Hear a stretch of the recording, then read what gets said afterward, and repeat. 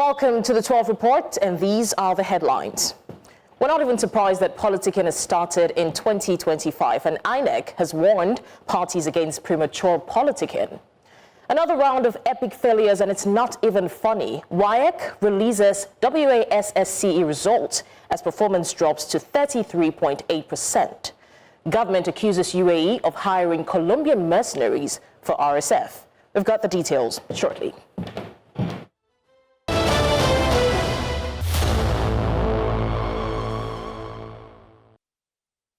Now to the stories. The rainy season is getting stronger, and experts are warning that at least 9 states, including Lagos and Delta, could face severe flooding in the coming weeks. Now, in Lagos, heavy rainfall from Sunday night through to Monday evening left several areas completely waterlogged. I'm talking streets resembling swimming pools, making movement difficult for both pedestrians and motorists. The flooding brought many businesses to a standstill, as you already know, and prompted fresh calls for government interventions and long-term solutions.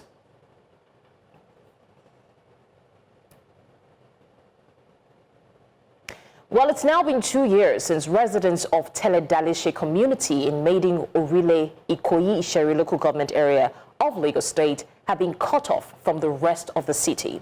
A collapsed footbridge and constant flooding have left the area in near complete isolation, with many residents relying on canoes just to access schools, hospitals, and markets.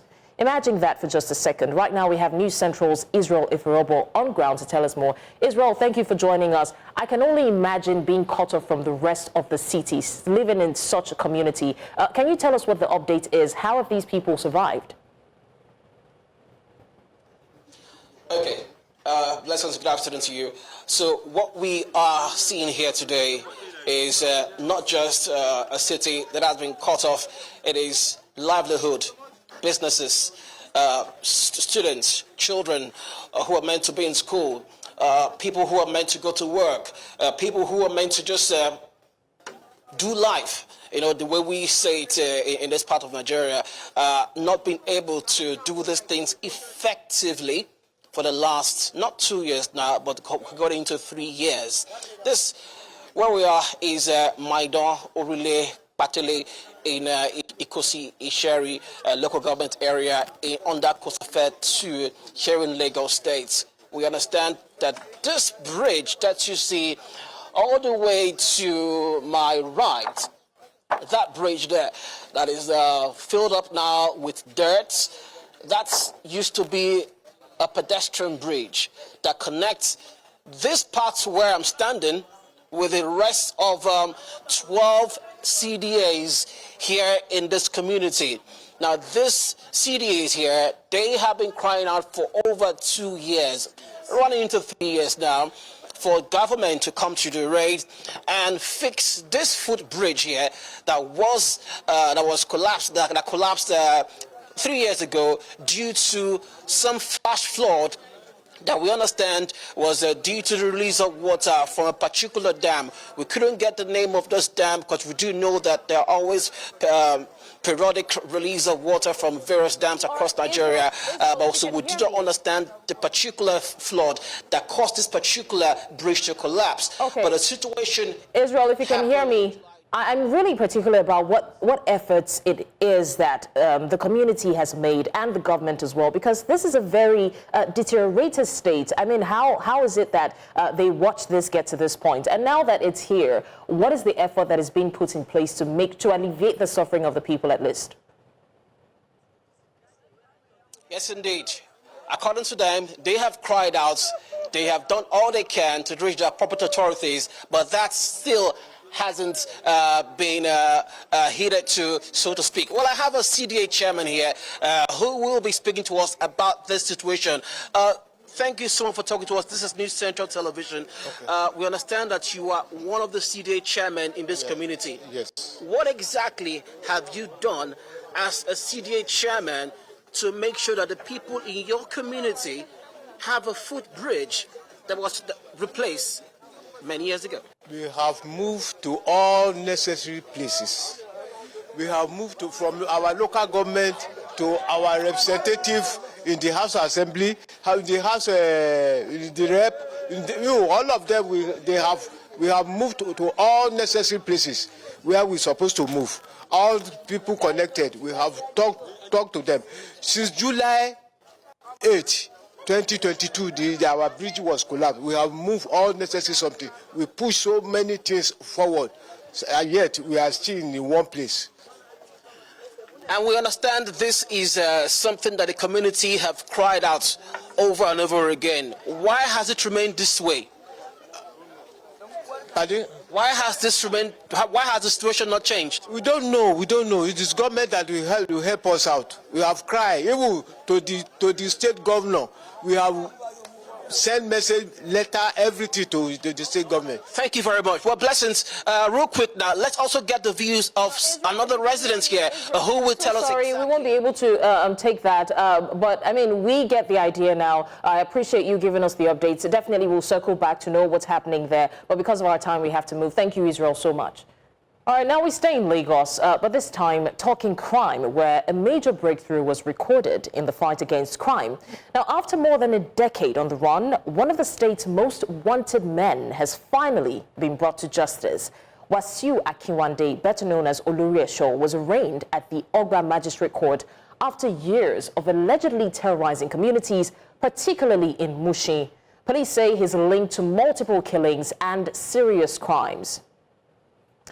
Right now, News Central's Victor Mbadike, who has been tracking this story, joins us now to give us the latest. Victor, I'm actually surprised because how on earth has this, alleged criminal evaded justice for so long? Oh, thank you, Blessings. Well, that question basically I really cannot answer because sometime in 2009 when this case first came up with the police, we had victims who were reporting at different police stations in Lagos over the activities of this particular guy, which was about 44 years old, operating in some parts of Lagos, particularly in the Mushin area. But most of the time when these cases were reported, it's either money exchange hands, according to the victims who we have also spoken to. So it did look like they've not, justice has not been served for almost 15 years now since they've been reporting this case to the police. But again, you also need to understand that the police had staged a manhunt for Wasiu in the last 10 years. And thankfully, they said they were able to apprehend him sometime in June 20 at his house in Agbado area, where a lot of ammunition, firearms, and other exhibits were recovered from him. Do not forget that Lagos has been synonymous to some very serious crimes in the last few years. And to the police, it's a big break for them. It's a big break for them, saying that this is a very significant breakthrough for the police in arresting somebody who they say had been, he has been tagged several derogatory names have been attached to him. Don't forget that this is a court premises. He's still a suspect until proven guilty. And we do hope that when the sitting begins and when it counts, about 11 count charges have been read against him, filed against him by the police, I beg your pardon. Hopefully that we see how all of this pans out. That's why we are here. Let's see how all of this pans out. Blessing. Victor, let's look at the possibility of a wider criminal or syndicates, because we're talking weapons and documents found in his possession. Are the police considering this? Is there any other link in their ongoing investigation? All right, Victor, we'll come back to you. Thank you for giving us the update on that. But in the meantime, tensions are rising over the Lagos-Calabar Coastal Highway project as members of a civic group have taken their protest directly to the Federal Ministry of Works in Abuja. Now, the demonstrators operating under the banner of the Coalition of Civil Rights Against Impunity are demanding compensation for diaspora investors who they say were affected by demolitions carried out along the project corridor. News Central's Joshua Marai is live at the scene now and joins us to give us the updates. Joshua, I can see that you're standing in front of the banner at the protest. What's the update like right there at the protest? All right, while we're trying to establish connections with Joshua, we'll go on a short break now. It's still the 12th report, and we've got much more stories lined up for you. Stay with us.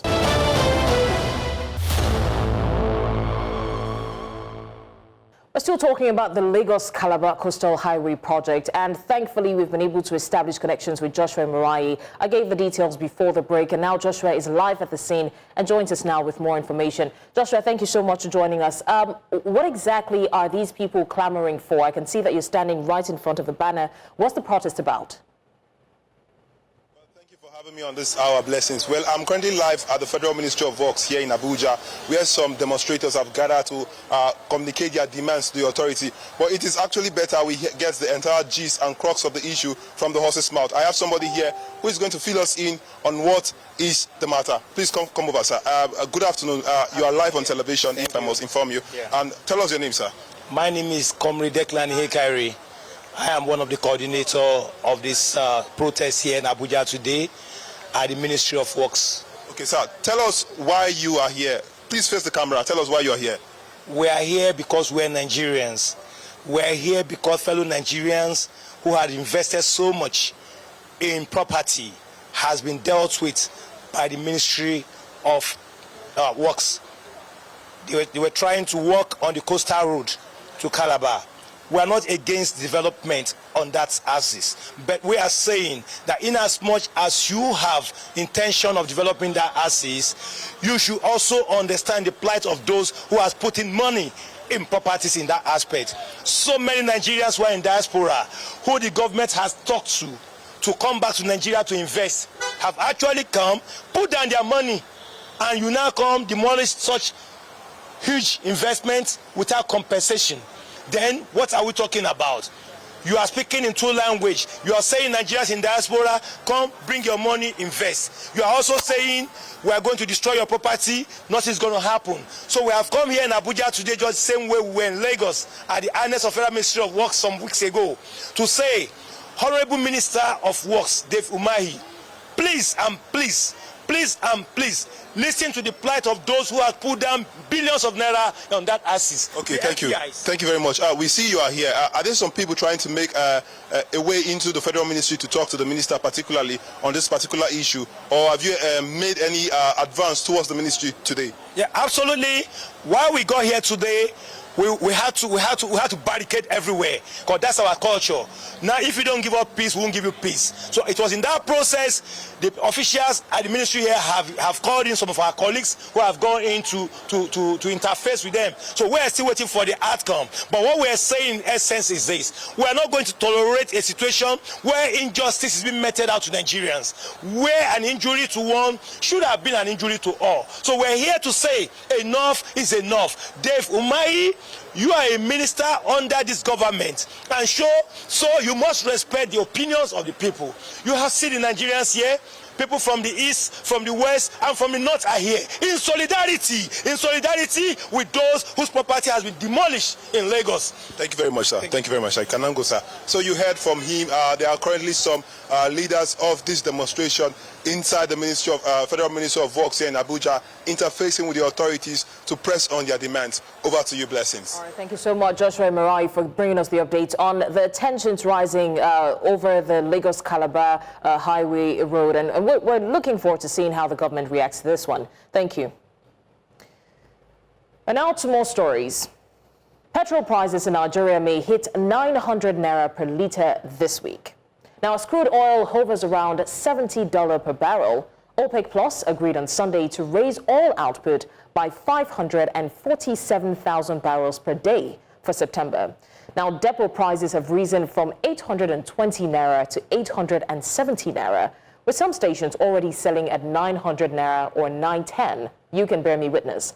The rise is driven by exchange rate volatility and crude prices. Brent crude closed near $70 on Friday, up from $58 in April. And you know what that means. Now, heavy rainfall continues to wreak havoc across Nigeria, exposing weak infrastructure and severely disrupting business operations in the rail sector. From delayed logistics to damaged inventory and power outages, small and medium enterprises bear the brunt. Nigeria's economic capital, Lagos, is prone to flooding, which cripples supply chains, while open markets and workshops are forced to shut down. Right now, business correspondent Chamunda Beng is joining from the Ogba area of Lagos, Nigeria. Chamunda Beng, thank you so much for joining us. Once again, while we're waiting to establish connection with Chairman Debeng, I would like to implore that you stay away from doing your laundry for a while because we cannot tell how heavy this rain, especially this week, will be. We're going on another short break now, and when we come back, it's still the 12 report, and we've got more lined up for you. Stay with us.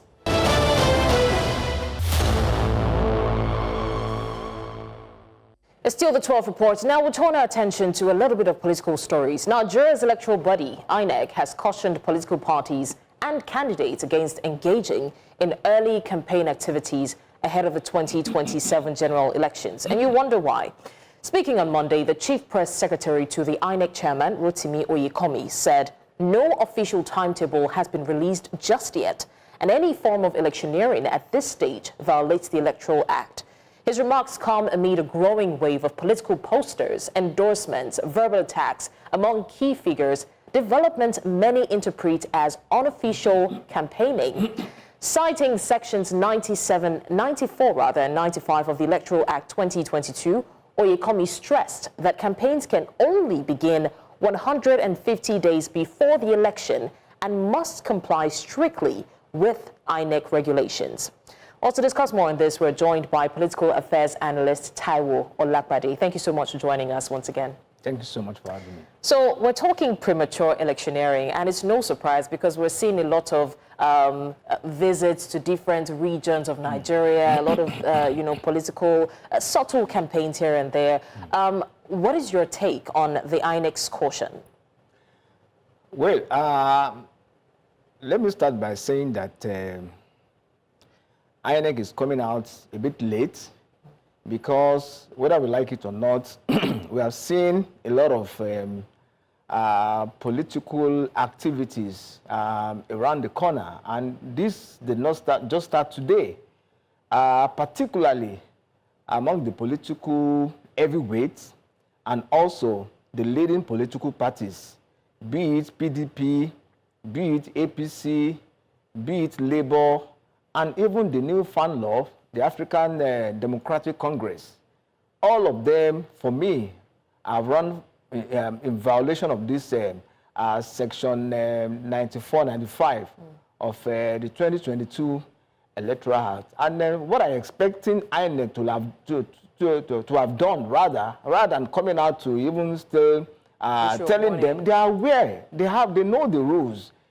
If they have violated the rules, apply the sanction, accordingly. You don't need to be dressing the... I was going to ask, now they have come out to warn, and nowhere in that statement did they mention the repercussion for that. What should be done to those who have already... That's what I'm saying. INEC is just trying to be clever, than have, as the case may be.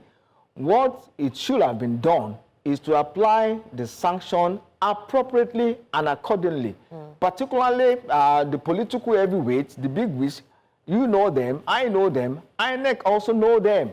And that's why I said earlier that this comment from INEC spokesman to the INEC chairman, Mr. Rotimi Oyekomi, is rather belated because already they have violated this law, no doubt about it. Particularly, just like I said, the major political parties and even members of these same political parties. So what INEC is supposed to do in this regard, you have the books, you have the laws. They too, they know the laws, they know the rules. And the rules, according to you, have been violated. So what do? Do you now start also window dressing it? So INEC is just being clever by now coming out with a statement, warning them, or calling their attention to the laws that they've already been broken. I mean, people will speculate that even INEC is complicit because these are things that should attract disqualification. Definitely. So Definitely. Seeing how, and I don't think that these people will stop. So would you agree that INEC is complicit, has been compromised? Well, I think I totally agree with the choice of words. And I'm hoping that INEC are also watching this. INEC chairman, Professor Mahmoud Yakub, and even Mr. Rotimi Oyekomi, that we relate with as journalists, as media, public commentators, we relate with him regularly. I hope they are watching. And I think they need to do the due diligence by really applying the sanction. Because whether we like it or not, just like you said, this will continue till we dovetail into 2027 presidential election in particular, whether we like it or not. Definitely. This rule was not broken yesterday, was not broken today. This rule has been broken maybe like about a few months back. And we're still talking about close to about 2 years to our 2027 general elections, as the case may be. All right. Once again, it's another dramatic turn in the political landscape of Nigeria. Thank you so much, political affairs analyst Taiwo Olakbade, for joining us to discuss this. Thank you so much for having me. An absolute pleasure. Now, in the last 2 weeks, Katsina South has witnessed increased attacks by bandits, especially across rural communities of Bakori, El-Fasher, and Funtua local government areas. Hundreds of displaced families now live in makeshift camps with no formal IDP camps. Women and children bear the brunt, starving and traumatized. Farmers are forced to abandon their farms at rural areas while commercial activities have been halted. Our correspondent, Rukaya Jibia, will join us now to give us live updates from Bakori to discuss more on the humanitarian crisis. Rukaya Jibia, thank you so much for joining us. Can you please give us an update on what's happening in Bakori as we speak? I am in Bakori here in Tambakama Primary School, and a lot of people from the neighboring villages are here with me as a result of banditry and kidnapping. So before coming to Bakori, I thought it was 10 villages that were deserted, that these bandits raided. But coming here now, they told me that it is at least 31 villages. So they left 31 villages to come to Bakori as a result of the banditry and the insecurity issue. So how many families have been affected? And we hear that there is a makeshift IDP camp. How efficient is the camp? Are they receiving the adequate resources that they should be getting? Okay, I can't actually state the number of families, but as you can see, they said some of them are not even around. They went out to get food with their children. At least there are not less than 200 families here, 200 to 300 families here in Tambakama Primary School. So these people, as you can see, are living in this primary school. As you know, there is no official IDP camp in Katsina. Since from the time of the former governor Masari, Bello Masari, who did correct last now, there is no official IDP camp. So these people are living in makeshift camp, just like now. They are living in the school, and I have some of them here with me so that they can tell us more about what is happening in their village. All right, very quickly, Rukaya, please. No. Okay, Baba. Zo ka gaya min abin da ya faru a ƙauyen ku shigo ga shi ba su masu ne. Kaɗan tsaya daga nan wurin, daga baya haka. Kaɗan yo baya kaɗan. To za ka iya gaya ɗan ƙara baya kaɗan, sai kun ɗan bari ɗan ƙara baya kaɗan ba. To nan wurin ka ce ƙauyuka sun kai nawa ne nan kuka zo? Ƙauyuka kamar daga nawa? Ƙauyuka nawa ne nan? 20 da wani abu? Okay, he said at least 30 villages. So, ɗan bindigar suna shiga ne? Suna shiga ƙauye, suna shiga. Suka yi mana kone-kone, ni kaina na, an kone min gida. An kone min gida. A Doma, niki. We need to move on now. Thank you so much for the update. He said at least 20 houses were burnt in his village. He said he's from Doma. He's from a village called Doma. So in suka zo ta ne bayan nan. In suka zo bayan nan suna ɗauka mutane su tafi da su. Kuma kakkashe mutane. Thank you so much for bringing us the updates. Unfortunately, I would have loved to hear more about what he's saying, but we don't have much time. All right, you're still live with us on the 12th Reports. We'll go on a short break. When we come back, we'll look at the education sector and the massive failure that has been recorded once again with the WASSC exam. Stay with us.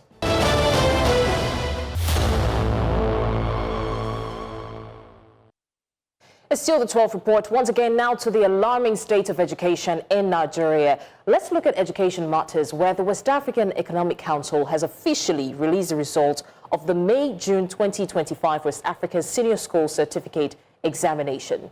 The announcement was made during a media briefing at WAEC National Headquarters in Lagos. Now, according to WAEC Head of National Office, Dr. Amos Dangote, the May-June 2025 West African Senior School Examination saw a 33.8% decrease in candidates' performance this year, reiterating no significant changes in overall student performance compared to previous years.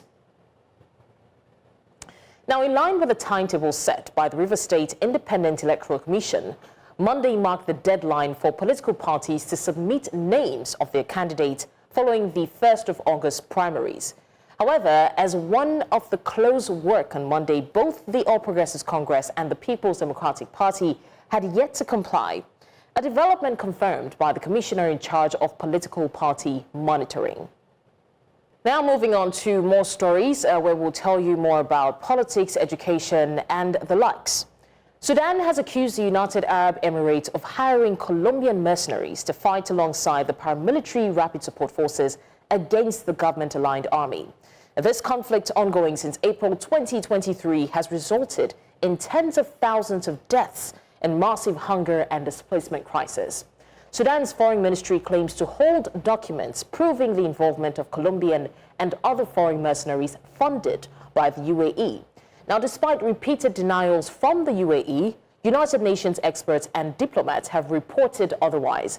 Over 80 Colombian mercenaries were recently reported fighting for the RSF in North Darfur's capital, El-Fasher, where several were killed during the clashes. Now, with just under 30 days to go, Malawi is gearing up for what is shaping to be a hotly contested presidential election. At the heart of the race are two familiar faces, former Presidents Peter Mutharika and Joyce Banda, both hoping for a return to power as they challenge the incumbent, Lazarus Chakwera. Now, across the country, frustration is growing. Many are grappling with economic hardship, rising living costs, and a wave of protest. The key question, though, is, will the people vote for continuity or demand change?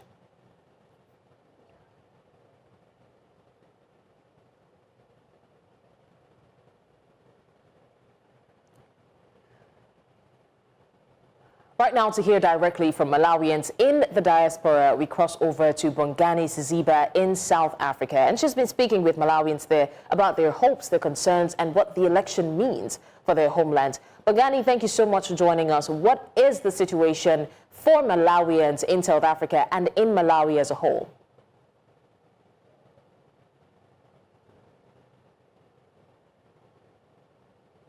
Bongani, can you confirm you can hear me, please?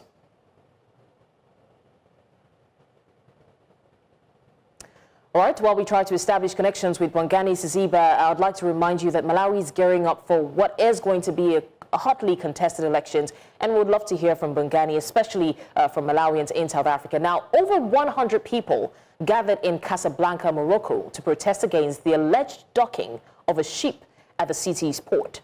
The vessel is suspected of carrying spare parts intended for military aircraft used by Israeli army.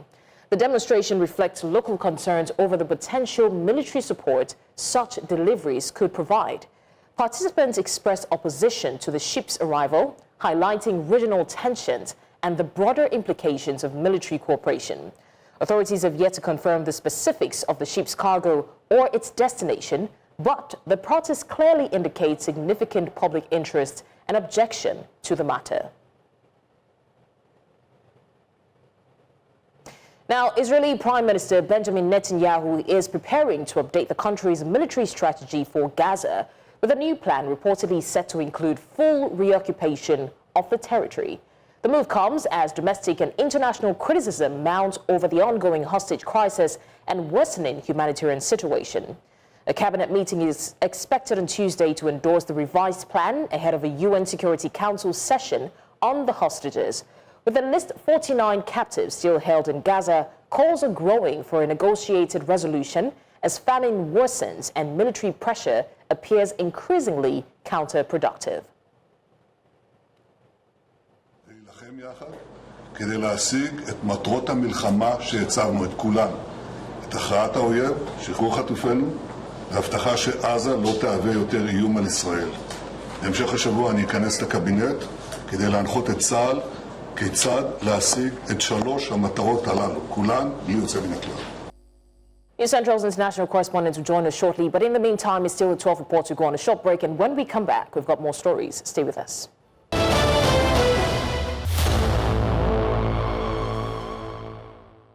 Hey, thanks for staying with us. Now, on the Gaza situation, for more on this, I'm now joined by News Central's senior international correspondent, El-Fasher Hagan. El-Fasher, thank you so much for joining us. Now, we understand that Israeli Prime Minister Benjamin Netanyahu has or is considering stepping up, for the Gaza situation, and we know that this has been going on for so long. What's the update on that? Well, yes, they have decided today, Prime Minister Benjamin Netanyahu has decided that he wants to go for a full occupation of Gaza, and he's going to put that to the Israeli cabinet today. A senior Netanyahu official says this is die-cast. We are going for the full occupation of Gaza. There will be operations even in areas where hostages are held. And he also said if the chief of staff doesn't agree, he should resign. Now, according to this report, Hamas have said in response that Israel's threats are repetitive, worthless, and have no influence on our decisions. The Times of Israel reports that Israeli defense forces hold about 75% of Gaza, but would expect to occupy the remaining territory under this new plan. Meanwhile, we also understand that the growing famine still continues. What is the update on that, Afia? Yes, absolutely. The famine continues in the region. Aid workers are saying that the 500 to 600 trucks that are needed in Gaza every single day are simply not getting in, that the IDF and Israel are controlling the amount of aid that gets into the region. And what is getting in at the moment is a drop in the ocean. And actually that famine is gripping far more people than they thought before. And we are about to have a situation that's at the point of no return. And that's where famine and malnutrition and starvation sets in so much that the long-term effects, even on people who will get food, even on people who will get water, could be irreversible. All right, News Central senior international correspondent El-Fasher Hagan, thank you so much for giving us the update on the Gaza situation. Now, imagine 1.97 million candidates approximately sitting for the West Africa Senior School or Secondary School exam, but merely 754,545 passing with the course subjects needed for university entrance. The West Africa Examination Council, WAEC, has released the 2025 WASSC result, and it's a shocker. Let's see the stats. Only 38.32% of Nigerian students met the minimum benchmark of 5 credits, which includes English and math, a 33.8% point drop from the 72.12% pass rate in 2024. Now, remember that in May 2025, we had a similar story for the 2025 Unified Tertiary Matriculation Exam, that's UTME, which led to the review of examinations. Nigerians have long been celebrated for academic brilliance and innovation all over the world. Yet, this reality exposes systemic cracks, technical glitches, which was admitted to in the case of JAM, inconsistent teaching standards, where students only have CBT exams, but hardly ever even access these computers for the entire academic year. Now, some would also argue social media distractions among the youths. This is not just about failing grades. It's time to be more laser focused on the future of education in Nigeria. So much needs to be done to ensure that the education sector reaches global standards. Let all stakeholders involved tighten their grips. That said, in sports, former Arsenal midfielder Thomas Partey has been granted conditional bail after being charged with 5 counts of rape and 1 count of sexual assault. And joining us to speak on the latest development is Favor Itua. All right, Blessings. Yes, of course, Thomas Partey, former Arsenal midfielder, have been charged, and he appeared before the West Magistrate Courts in London. And at the end of the day, he denied all the allegations penciled down against him. He was granted a conditional bail to return in court September 2nd this year, where he would also, get to be tried. I mean, the first case happened reportedly in 2021 and 2022 with 3 different women, but he still denied every allegations against him. But many more will be said during the show that comes up at 1 p.m. That's In the Game, as we bring you up to speed with what's happening in the world of sport. All right, Favor, thank you so much. Stay tuned for In the Game for more on that. And remember, you may send your eyewitness report to the WhatsApp number on the screen. And also do well to follow us on social media.